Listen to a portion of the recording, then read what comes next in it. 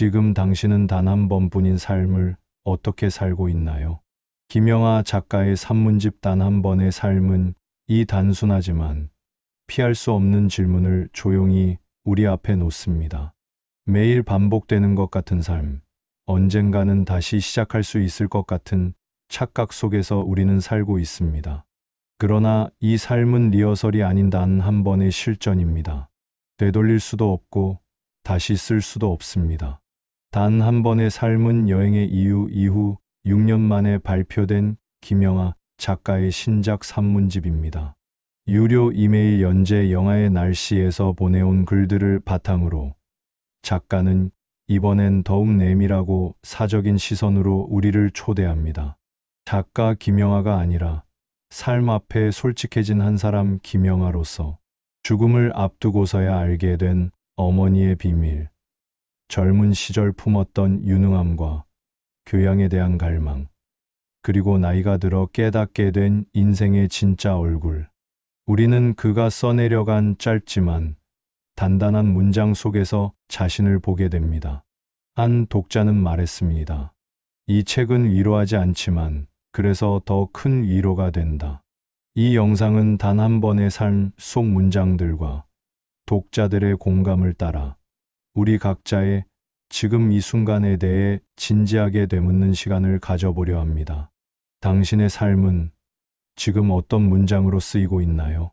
단 한 번의 삶은 이렇게 시작한다. 인생은 일회용으로 주어진다.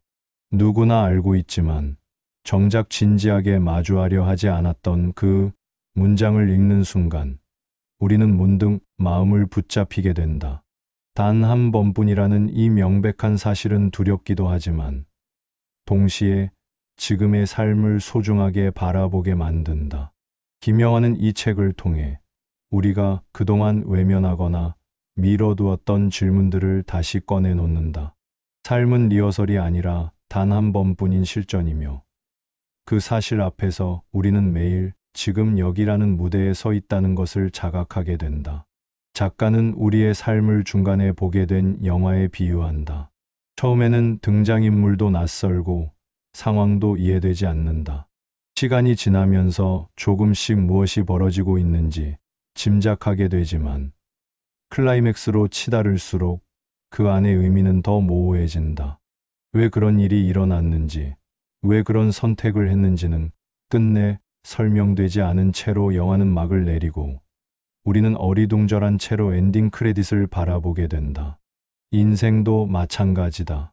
우리는 중요한 장면들을 지나면서도 정확한 의미를 붙잡지 못하고 때로는 그저 흐름에 떠밀리듯 살아간다. 그렇기에 이 책은 완벽하게 이해할 수 없는 삶을 받아들이는 연습이다. 김영하는 삶의 모호함을 인정하고 그 안에서 길을 찾아가려는 사람들에게 따뜻하고도 날카로운 질문을 던진다. 우리는 설명할 수 없는 경험들, 후회할 수밖에 없는 선택들, 그리고 이해할 수 없는 타인의 행동 속에서도 결국 나라는 존재를 조금씩 완성해 나가고 있다. 어떤 독자는 이렇게 말했다. 지나온 날들을 돌아보면 왜 그런 선택을 했는지 설명할 수 없지만 그 모든 것들이 지금의 나를 만들었다. 바로 그 지점에서 이 책은 삶을 해석하려 애쓰기보다 수용하고 감각하라는 메시지를 전한다. 이러한 태도는 책 곳곳에서 드러난다. 예를 들어 작가는 삶을 들여다보면 문득 이상하게 느껴진다. 이토록 소중한 것의 시작 부분이 잘 기억나지 않는다고 고백한다. 우리는 어떻게 이 인생에 들어왔는지조차 기억하지 못한 채 살아가고 있으며 어쩌면 죽음 또한 그러할 것이다. 시작은 모르는데 어느새 내가 거기 들어가 있었고 어느새 살아가고 있고 어느새 끝을 향해 가고 있다. 이 문장은 우리의 존재 자체에 대한 철학적 감각을 일깨운다. 우리가 발딛고 있는 현실은 늘 유예되고 삶은 의식보다 앞서 흐른다. 작가는 또 이렇게 말한다. 내가 아무리 다른 사람처럼 살아도 그 인생은 결국 내 것이 된다. 결국 우리는 어떤 삶을 선택하든 그것을 내 삶으로 책임지고 살아가야 한다. 그래서 삶을 설계하기보다는 지금 이 순간을 충실히 살아가는 태도가 더 중요하다. 그는 인생 사용법이라는 제목으로 처음 원고를 시작했지만 곧 인생에 대해 자신 있게 말할 수 있는 게 별로 없다는 것을 깨달았다고 말한다. 자신이 아는 건 단 하나, 단 한 번뿐인 삶이 주어졌다는 것. 그리고 그 삶을 무시무시할 정도로 치열하게 살아가는 이들이 있다는 사실이었다. 또 하나 인상 깊은 구절이 있다. 우리는 수천 개의 삶을 살 수 있는 조건으로 태어나지만 결국 단 하나의 삶만을 살게 된다.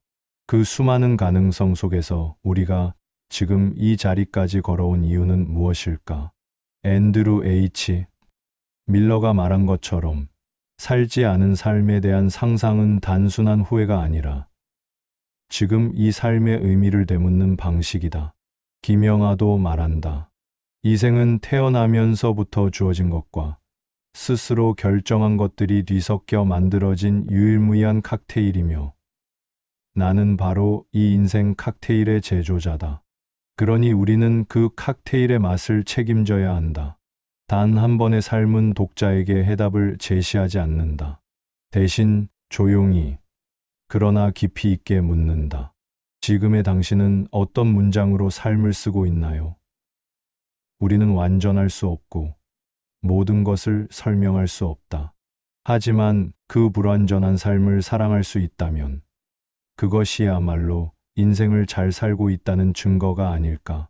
김영하는 그 진실을 우리보다 조금 먼저, 조금 더 담담한 목소리로 전하고 있을 뿐이다. 단 한 번의 삶은 누군가의 장례식장에서 시작된다. 작가의 어머니가 돌아가셨고 그는 빈소에서 처음으로 엄마라는 인물의 미지의 삶과 마주한다. 그날의 빈소는 소설의 반전 같았다. 그렇게 말하며 김영하는 깨닫는다. 자신이 누구보다 잘 알고 있다고 믿었던 어머니가 사실은 거의 알지 못했던 인물이었다는 사실을.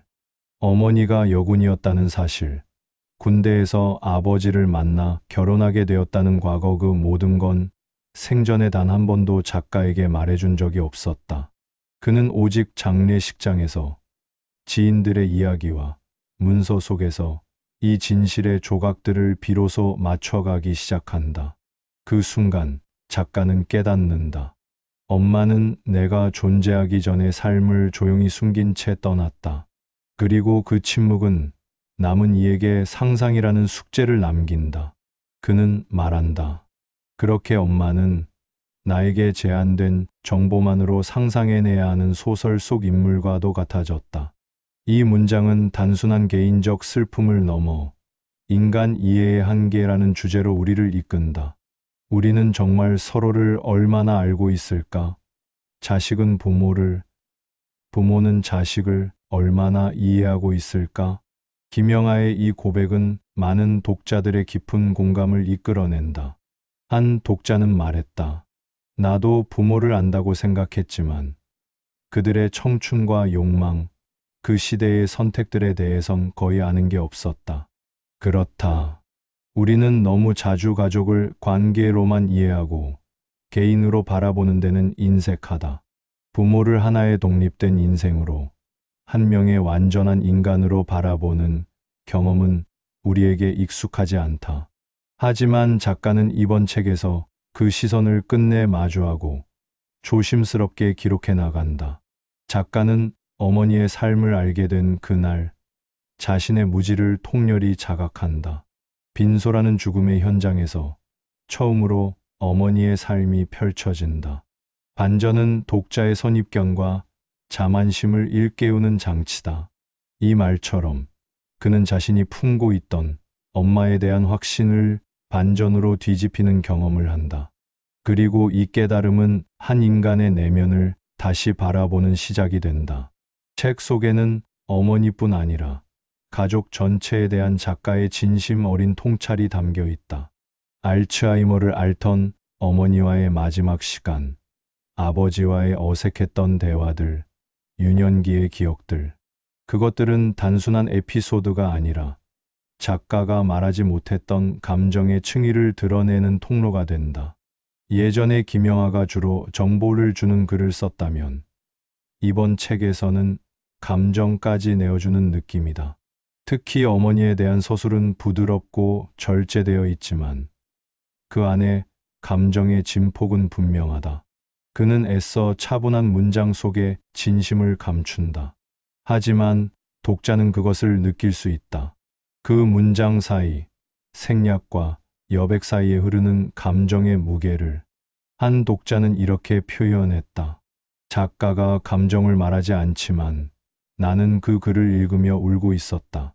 그리고 그것이 바로 좋은 산문의 힘이다. 말하지 않아도 느껴지게 하는 것. 작가는 어느 순간 어머니가 더 이상 엄마가 아닌 한 사람으로 다가오는 순간을 경험한다. 그리고 그 지점에서 우리는 묻는다. 우리 역시 자식의 시선이 아니라 인간 대 인간으로 부모를 이해해 본 적이 있었던가? 책은 말한다. 우리는 자식이 되느라 부모의 삶을 살펴볼 여유가 없었다. 그래서 부모는 늘 당연하게 존재했고 그들의 과거는 어렴풋한 추측일 뿐이었다. 김영하는 이 책을 통해 가족에 대해, 관계에 대해, 그리고 말해지지 않은 진실에 대해 새롭게 성찰한다. 어머니의 빈소에서 시작된 이 이야기는 단순한 회고가 아니다. 그것은 부재를 통해 비로소 존재를 인식하게 되는 아이러니를 품은 통찰이다. 누군가를 완전히 이해하는 것은 불가능할지도 모른다. 하지만 이해하려는 마음, 그것이 우리가 사랑을 실천하는 방식일 것이다. 단 한 번의 삶은 어머니의 생애를 통해 우리에게 묻는다. 당신은 당신의 가족을 얼마나 알고 있습니까? 그들이 살아온 시간, 겪었던 고통과 기쁨, 숨기고자 했던 비밀들을 진심으로 이해하려 한 적이 있었습니까? 이 질문은 무겁지만 동시에 우리를 따뜻하게 감싸며 말한다. 늦어도 괜찮다. 지금부터라도 마주해보자. 그리고 우리는 생각하게 된다. 지금 곁에 있는 이 사람의 과거에도 말해지지 않은 이야기가 있다는 것을, 그리고 그것을 듣기 위해선 더 많은 관심과 더 적은 판단이 필요하다는 것을. 김영하의 단 한 번의 삶에서 또 하나 깊은 울림을 주는 이야기는 바로 아버지에 관한 것이다. 어머니의 삶을 뒤늦게 이해하게 된 작가는 이번에는 아버지라는 존재를 천천히 그리고 조심스럽게 들여다본다. 그 역시 오랫동안 자신과 가까이 있었지만 오히려 잘 알지 못했던 인물이었다. 군인이었던 아버지, 엄격했고 무뚝뚝했던 한 집안의 가장으로서의 상징. 작가는 자신의 어린 시절을 떠올리며 아버지와의 거리감을 이렇게 고백한다. 나는 아버지의 마음을 짐작해 본 적이 거의 없었다. 단지 요구에 응하느라 바빴을 뿐이다. 책 속에는 작가의 어린 시절 기억이 하나 등장한다. 글씨를 잘 쓰지 못하는 아들에게 아버지는 우물정자 1000개를 써오라고 한다. 과제처럼 던져진 이 명령은 당시엔 고통이었고 억압처럼 느껴졌다. 그러나 시간이 흘러 작가는 그 장면을 다른 시선으로 회상한다. 권위의 시대, 질서와 통제 속에서 자식을 사랑하는 방식이었던 그 1000개의 우물정자. 아버지는 표현이 서툴렀고 침묵이 말보다 앞섰던 세대였다. 그것이 당시의 아버지들이 자식을 대하는 태도였고 시대의 정서였다. 김영하는 그런 아버지와의 관계를 이제는 낱낱이 분석하지 않는다. 대신 말없이 이해하려 애쓴다. 지금은 그때의 나도 아버지도 이해할 수 있을 것 같다. 그 문장은 과거를 정당화하는 것이 아니라 감정이 다 식은 뒤에야 찾아오는 용서를 담고 있다. 그리고 우리는 그 문장에서 비로소 한 인간의 성장과 변화, 그리고 관계의 해석이 달라졌음을 읽는다. 나이가 들고 부모가 세상을 떠나고 시간이 흐른 뒤에야 비로소 도달할 수 있는 통찰이다. 한 독자는 이 장면을 읽고 이렇게 썼다. 어릴 적엔 아버지와 눈도 잘 못 마주쳤다. 지금은 내가 아이의 아버지가 되어 보니 그 침묵과 단호함 뒤에 얼마나 많은 감정이 숨어 있었는지 조금은 알 것 같다. 김영하의 글은 그렇게 우리 자신의 기억도 소환한다. 누구나 마음속에 하나쯤은 있는 불완전했던 아버지의 얼굴. 완전히 이해할 수는 없지만 이해하려는 마음을 품게 만드는 글. 그것이 이 책이 가지는 진짜 위로의 방식이다. 이 책에서 아버지는 상징적인 존재다. 강인함, 질서, 시대적 가치, 그리고 동시에 표현되지 않은 감정의 응어리. 작가는 그 모든 것을 솔직하게 들여다본다. 아버지에 대한 개인적 기억을 넘어서 시대와 문화가 만들어낸 아버지의 형상을 되묻는 것이다. 아버지는 강해야 했고, 울지 말아야 했고, 가정을 위해 희생하는 것이 당연했다. 그런 틀 안에서 아버지들은 종종 감정을 지우고 살았다. 작가는 이제야 그 사실을 받아들이게 되었다고 고백한다. 지금 생각해보면 아버지 역시 누군가의 아들이었고 누군가의 남편이었으며 시대가 요구하는 역할을 수행하느라 너무도 많은 것을 억눌러야 했던 한 사람이었다. 이 문장은 김영하의 이번 산문이 가지는 진심과 깊이를 잘 보여준다. 아버지를 통해 우리는 한 세대 전체를, 그리고 그 세대가 만들어낸 상처와 애틋함을 엿보게 된다. 흥미로운 것은 과거의 김영하 산문에서는 아버지에 대한 감정이 그리 뚜렷하게 표현되지 않았다는 점이다. 정보는 있었지만 감정은 늘 일정한 거리를 두고 있었다. 그러나 단 한 번의 삶에서는 처음으로 그 감정의 결을 드러낸다. 마치 이 책을 쓰기 위해 오랜 시간을 기다려온 것처럼 작가는 이제야 그 거리를 좁힐 준비가 되었고 독자도 그 거리 안으로 들어올 수 있게 되었다. 그리고 우리는 문득 깨닫게 된다. 우리가 부모를 잃고 난 뒤에야 비로소 그들을 더 많이 알게 된다는 사실을. 그들은 우리 곁에 있을 때보다 떠난 뒤에 더 선명해지는 존재다. 그래서 이 책은 말한다. 지금 곁에 있는 이들의 삶을 너무 늦기 전에 더 자주, 더 깊이 들여다보라. 단 한 번의 삶은 그렇게 아버지를 통해 우리 모두의 관계를 되짚어보게 만든다. 자식이 되느라, 사회인이 되느라 너무 많은 시간 동안 잊고 있었던 질문. 나는 내 아버지를 정말 이해하고 있었는가? 그 질문을 조용히 내밀며 작가는 우리에게 말한다. 삶은 짧고 기억은 흐려지며 관계는 늘 늦게 후회하게 된다. 그러니 지금 말하자, 이해하자, 그리고 사랑하자. 단 한 번의 삶 안에서. 어릴 적 김영하 작가는 어떤 직업을 가지는 사람이 되기보다는 유능한 사람이 되고 싶었다고 고백한다. 그가 말하는 유능은 어떤 역할이나 지위를 뜻하는 것이 아니었다. 못도 잘 받고 운전도 잘하고 컴퓨터도 잘 다루는 사람. 그러니까 언제 어디서든 유용한 존재, 누군가에게 꼭 필요한 존재. 그는 그런 사람이 되고 싶었다. 거기에 더해 교양이 있는 사람이 되기를 꿈꾸었다. 잘 아는 사람, 뭐든 논리적으로 설명할 수 있는 사람. 그런 상태에 도달하기 위해 그는 끊임없이 배웠고 익혔고 자신을 채찍질했다. 그 시절의 작가는 그렇게 믿었다. 유능한 사람이 되면 가족에게도 보탬이 될 것이고 사회도 자신을 필요로 할 거라고. 그것은 어린 시절부터 내면에 새겨진 생존 전략이었는지도 모른다. 무엇인가를 잘해야, 어떤 성과를 보여야 인정받을 수 있다는 믿음. 그리고 많은 사람들에게 이 믿음은 낯설지 않다. 잘해야만 사랑받을 수 있다는 내면의 조건이 어린 시절부터 무의식처럼 따라붙는다. 그래서 우리는 자주 스스로를 몰아붙인다. 더 배우고, 더 성취하고, 더 완벽해야 한다는 압박 속에 살게 된다. 하지만 시간이 흐르면서 작가는 깨닫는다. 유능함은 목표가 아니라 수단일 뿐이며 어떤 경우에는 타인과 자신을 동시에 소외시키는 기준이 될 수 있다는 것을. 너무 유능하면 오히려 사람들은 기대를 더하고 실수에 더 차갑게 반응하며 감정을 털어놓기 어려운 존재로 만들어버리기도 한다. 유능함은 때로 고립의 시작이었다. 그는 말한다. 막상 유능한 인간이 되어도 꼭 좋기만 한 게 아니라는 걸 아주 오랜 시간이 지나서야 알게 되었다. 이 대목에서 많은 독자들이 고개를 끄덕인다. 한 독자는 이렇게 말했다.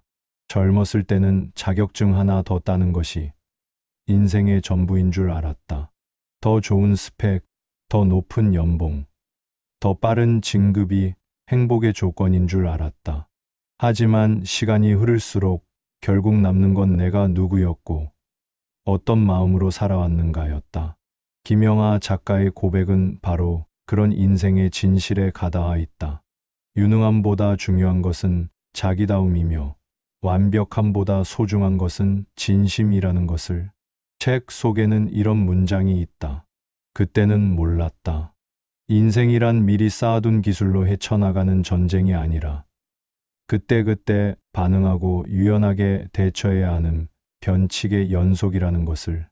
그는 젊은 시절 유능함을 쌓기 위해 모든 시간을 투자했지만 정작 인생의 위기는 예측하지 못한 순간에 전혀 준비되지 않은 방식으로 찾아왔다고 말한다. 그때 필요한 것은 준비된 기술이 아니라 있는 그대로 자신을 받아들이는 태도였다. 교양 또한 마찬가지였다. 그는 문학의 언어가 좋았다고 말한다. 모호하고 다의적이며 어떤 의미로든 해석될 수 있는 언어, 정확하게 하나로 정해지지 않은 언어, 회계에서라면 허용되지 않을 언어의 유연성이 그에게는 오히려 인간을 이해하는 통로처럼 느껴졌다. 그가 사랑한 것은 정답이 아닌 질문을 던지는 방식이었다. 우리는 늘 명확한 해답을 원하지만 삶은 언제나 모호함 속에서 진행된다. 그리고 그 모호함을 받아들일 수 있는 것이 진짜 교양 아닐까. 또한 김영하는 유능함의 또 다른 함정으로 성과 지향을 꼽는다. 무엇을 하든 결과가 좋아야만 의미가 있고 숫자로 측정될 수 있어야 가치가 있다는 사회의 시선. 이 성과 중심의 사회는 사람의 감정, 내면, 속도, 망설임 같은 것을 배려하지 않는다. 그는 말한다. 나는 한때 숫자로 말하는 삶에 지쳐 있었다. 몇 장 썼는지, 몇 번 발표했는지, 얼마를 벌었는지. 하지만 삶은 그런 숫자로 다 설명되지 않는다. 이 부분은 우리가 매일 겪고 있는 현실과 정확히 맞닿아 있다. 잘하고 있는 걸까 보다 잘 살고 있는 걸까를 묻는 일이 점점 드물어지는 사회. 그 속에서 이 책은 단호하게 말한다. 당신은 이미 괜찮은 사람이다. 당신이 되는 사람일 때보다 있는 사람일 때 더 많은 의미가 발생한다. 이 말은 김영하가 젊은 시절 바라보았던 유능의 신화를 조용히 해체한다. 그리고 그 자리에 진짜 자신이라는 새로운 기준을 놓아준다. 단 한 번의 삶은 그동안의 강박과 조급함에서 벗어나 지금 이 자리에 나를 따뜻하게 바라보게 만든다. 아직 덜 유능해도, 아직 어딘가 부족해도 괜찮다고. 중요한 건 그 모든 과정을 겪고 있는 지금 이 순간의 나 자신이라는 것을. 그는 말한다. 젊은 날엔 유능하고 싶었다. 지금은 나답게 살고 싶다. 그리고 바로 그 문장이 독자들의 마음을 가장 깊이 울리는 이유일 것이다. 젊었을 때 나는 인생이 선불제인 줄 알았다. 김영하 작가는 이렇게 회고하며 말문을 연다. 어릴 적 우리는 대개 이렇게 믿는다. 지금 공부하고, 지금 고생하고, 지금을 견디면 언젠가 보상이 찾아올 거라고. 인생은 노력에 대한 응답을 정확히 계산해주는 시스템이라고 여긴다. 마치 계단처럼 힘들어도 오르면 분명 보이는 풍경이 달라질 거라 믿는다. 하지만 인생은 그런 방식으로 흘러가지 않는다. 작가는 시간이 흐를수록 그 믿음이 얼마나 허상에 가까웠는지 깨닫게 되었다고 고백한다.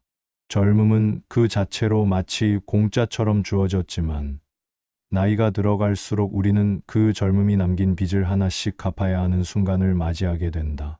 건강, 체력, 관계, 감정의 탄력 all things must pass. 인생은 선불제가 아니라 후불제라는 사실. 그리고 우리는 지금 그 값을 치르고 있는 중이라는 것. 이 고백은 단순한 체념이 아니다. 오히려 인생을 더 깊이 이해하게 된 자의 자각이다. 작가는 말한다. 나는 지금까지 살아온 삶의 비용을 천천히 그리고 꾸준히 지불하고 있는 중이다. 어쩌면 우리가 받은 그 많은 기회들, 젊음의 무모함, 어리석음마저도 그에 대한 대가는 지금부터 시작되는 셈이다. 이는 섬세하고 조용한 사유의 문장이다. 한 독자는 이 부분에서 깊은 공감을 드러낸다. 나는 지금도 종종 후회한다. 왜 그때 그 길을 가지 않았는지, 왜 더 신중하지 않았는지. 하지만 시간이 지나며 알게 된다. 지금 내가 앓고 있는 이 감정들, 불확실함들, 피로들, 모두 과거의 선택이 남긴 값이었음을. 김영하 작가의 이 글은 바로 그런 후회의 무게에 대한 이해를 제공한다. 단지 후회를 멈추라는 게 아니라 그것을 삶의 일부로 받아들이는 태도를 배우라고 한다. 이 책에서 작가는 이렇게 말한다. 후회 없는 삶은 없고 덜 후회스러운 삶이 있을 뿐이다. 우리는 때때로 인생을 계획대로 살고 싶어 하지만 대부분의 삶은 계획되지 않은 방향으로 흘러간다. 그리고 그 방향 안에서 우리가 할 수 있는 최선은 그 순간순간을 진실하게 살아내는 것이다. 인생의 승패를 가르는 것은 성공이나 실패가 아니라 스스로의 삶을 책임지는 태도라는 것. 그는 그것을 후불제 인생의 철학이라고 부른다. 이 책은 또 한 가지 중요한 통찰을 전한다. 인생에서 우리가 겪는 많은 실패와 고통은 결국 경험이라는 이름으로 우리 안에 쌓인다는 것이다. 그 경험은 때로 값비싸고 회복이 더디며 말로 쉽게 정리되지 않지만 결국 그것들이 우리를 만든다.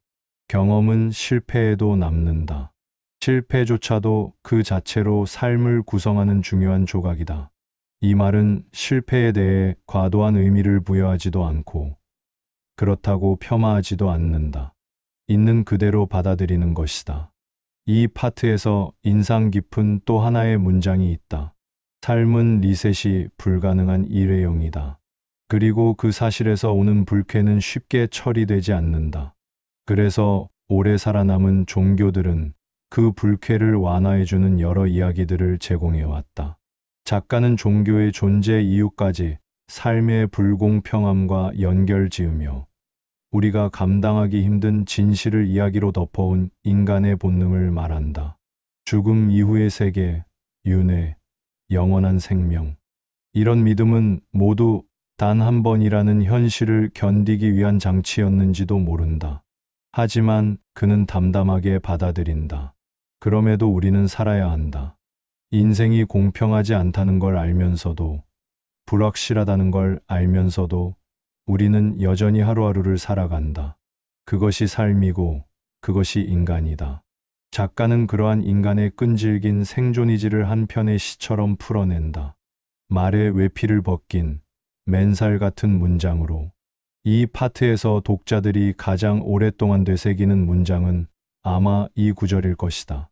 단 한 번뿐이라는 사실이 우리를 진지하게 만든다. 삶은 진지할수록 아름답다. 김영하는 이 책을 통해 진지하게 살아간다는 것이 무엇인지 묻는다. 대단한 업적이 아니라 지금 이 순간을 대충 넘기지 않는 태도. 그것이야말로 우리가 단 한 번의 삶을 사랑하는 방법이라는 것. 이 파트를 통해 우리는 다시금 생각하게 된다. 지금 내가 살아가고 있는 이 하루도 언젠가는 대가를 요구할 것이다. 혹은 지금 내가 감당하고 있는 고통도 어쩌면 과거로부터 날아온 청구서일 수 있다.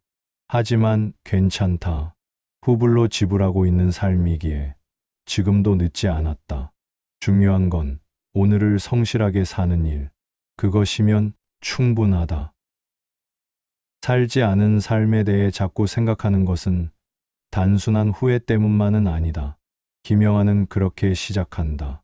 그는 우리가 지나간 인생의 교차로 앞에서 그때 그 길로 갔더라면 이라는 상상을 하는 이유는 실패에 대한 미련이나 잘못된 선택을 정당화하기 위함이 아니라고 말한다. 오히려 그것은 지금 우리가 살고 있는 이 삶의 의미를 더 선명하게 하기 위한 행위에 가깝다. 이 부분에서 작가는 앤드루 H. 밀러의 우연한 생을 인용한다. 우리는 수천 개의 삶을 살 수 있지만 결국 단 하나의 삶만 살게 된다. 그 말은 너무도 단순해서 잊히기 쉽지만 들여다볼수록 묵직하다. 인간은 무한한 가능성을 가진 채 태어나지만 현실은 수많은 선택과 우연의 연쇄 속에서 하나의 실제로 수렴된다. 작가는 그 교차점에 주목하며 말한다. 지금 이 삶은 내가 선택한 것과 나에게 주어진 것이 섞여 만들어진 유일무이한 칵테일이다. 그 칵테일은 어느 하나가 결핍되었다고 느껴질 때조차도 되돌릴 수 없는 유일한 조합이다. 그렇기 때문에 그는 말한다. 이 삶을 잘 완성할 책임이 나에게 있다. 이 고백은 회피가 아니라 책임의 선언이다. 지금 내가 살아가고 있는 이 삶은 더 이상 비교의 대상이 아니다. 이미 수없이 많은 살지 않은 삶의 가능성을 포기한 결과이며 바로 그 점에서 가장 온전한 현실이다. 한 독자는 이렇게 썼다. 나는 종종 지금 이 자리에 있는 나 자신이 낯설게 느껴질 때가 있다. 내가 원하던 삶이 이것이었나? 내가 진짜 꿈꾸던 길이 이 길이었나? 묻게 된다. 하지만 결국 다른 삶을 상상하고 돌아오는 건 내가 지금 살아가고 있는 삶을 더 이해하기 위함이었다.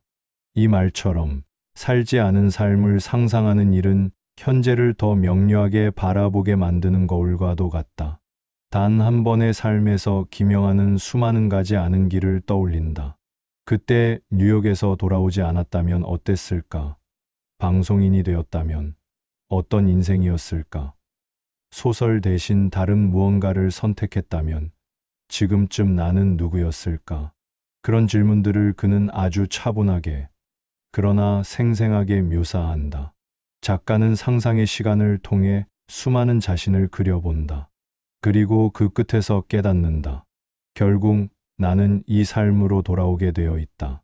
그 순간 우리는 중요한 깨달음을 얻는다.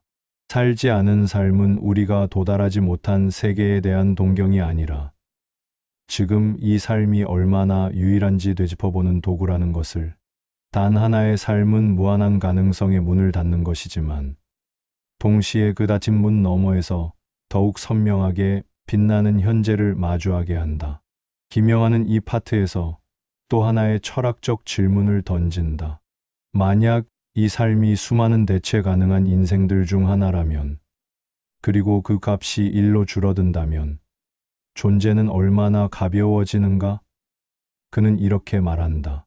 존재의 이 한없는 가벼움을 받아들일 수만 있다면 더는 단 한 번의 삶이 두렵지 않을 것 같다. 죽음을 두려워하지 않게 되는 이유는 삶의 유한성을 인정하는 것에서 비롯된다고 그는 말한다. 마치 태어나기 전 우리가 존재하지 않았던 것을 몰랐듯 죽은 후에도 우리는 그 상태를 인식하지 못할 것이다. 그러니 지금 이 삶을 너무 무겁게만 끌어안지 않아도 된다는 것이다. 이런 시선은 삶에 대한 일종의 해방감을 선사한다.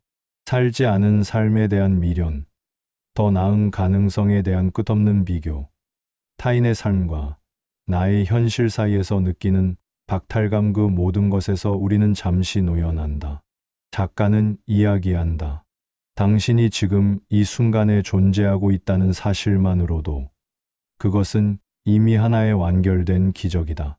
살지 않은 삶은 어쩌면 우리가 끊임없이 자책하고 괴로워하는 대상이 아니라 현재의 나를 다정히 끌어안기 위한 사유의 장일지 모른다. 그는 우리에게 조용히 제안한다. 그때 그 길을 갔더라면이라는 상상보다 지금 내가 있는 이 자리에서 무엇을 할 수 있을까라는 질문으로 방향을 틀어보라고. 이 책은 인생을 후회로만 기억하지 않게 한다. 수많은 선택과 가능성이 흘러간 자리에서 우리는 지금이라는 삶을 살아가고 있다. 그 선택의 결과는 완벽하지 않을 수 있지만 그럼에도 불구하고 우리는 계속 살아갈 수 있다. 왜냐하면 이 삶은 단 한 번뿐이기 때문이다. 그리고 그것은 우리가 상상할 수 있는 어떤 삶보다 더 특별한 이유가 된다. 단 한 번의 삶을 읽으며 가장 뚜렷하게 느낄 수 있는 변화는 바로 김영하 작가가 처음으로 독자와의 거리감을 스스로 허물었다는 점이다. 데뷔 이후 줄곧 문장과 시선에서 절제된 이성과 차가운 서사를 보여주었던 그가 이 책에서는 유난히 사적인 감정을 담아낸다. 이전의 산문에서 작가는 독자에게 정보를 줬다. 어떤 부모 밑에서 자랐고, 어떤 학교를 나왔고, 어떤 취향을 가졌는지를. 하지만 그것은 마치 유리병 너머로 관찰하는 듯한 일방적인 소개에 가까웠다. 이번 책은 다르다. 감정의 결이 느껴진다. 거리감 없는 고백, 해명 없이 드러낸 상처, 끝내 이해되지 못한 관계에 대한 연민. 작가는 더 이상 완성된 작가 김영하의 모습으로 우리 앞에 서 있지 않는다.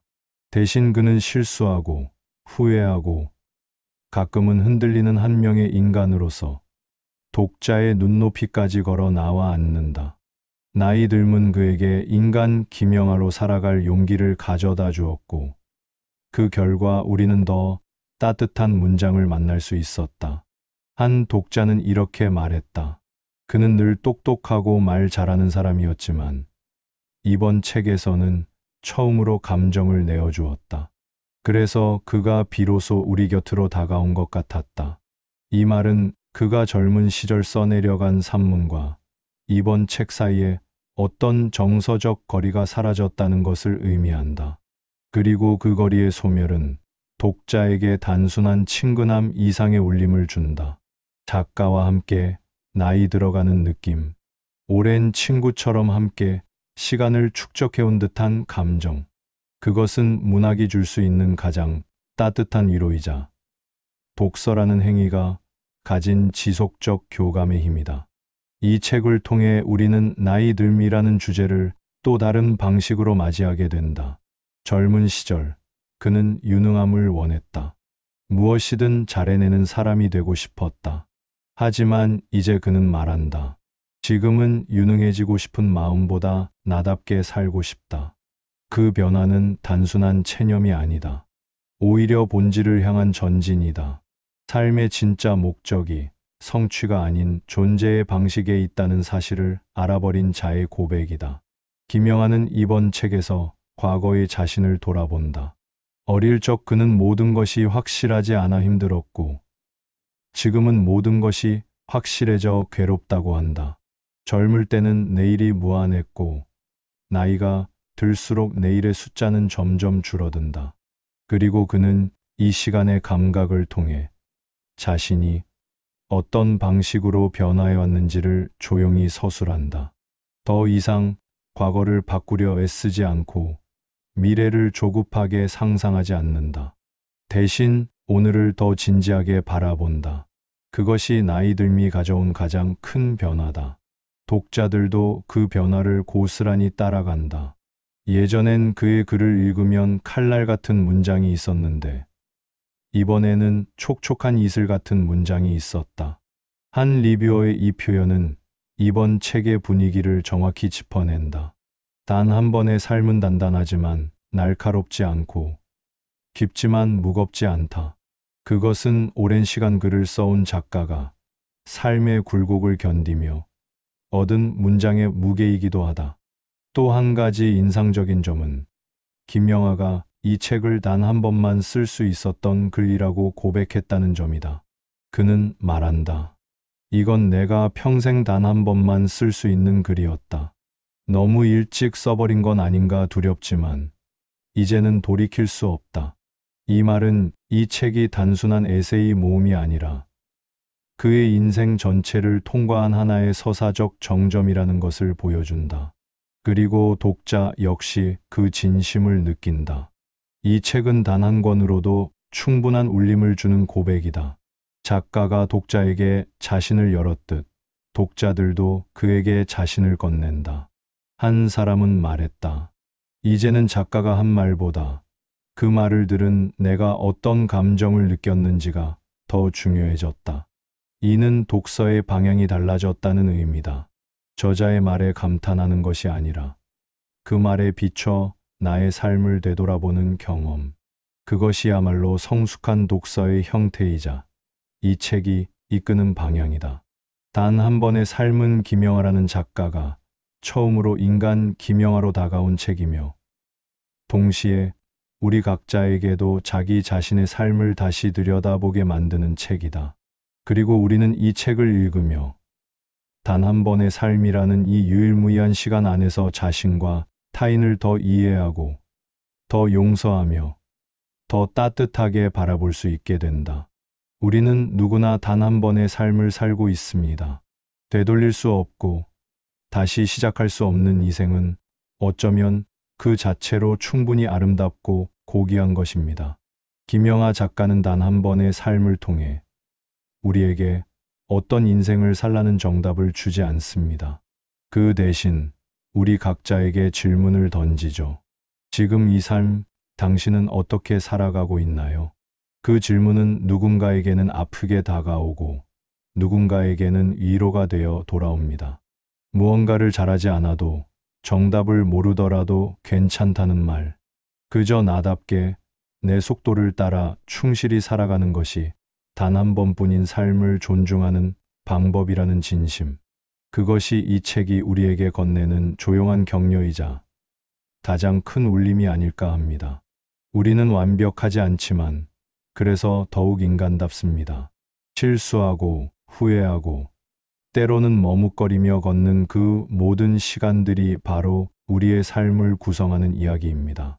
김영하 작가는 그런 삶을 감추거나 미화하지 않았습니다. 있는 그대로 꺼내어 우리 앞에 놓았습니다. 그리고 말했습니다. 나는 이 삶을 잘 완성할 책임이 있다. 그 말은 결국 우리 모두에게도 해당됩니다. 당신의 삶은 어떤 문장으로 쓰이고 있나요?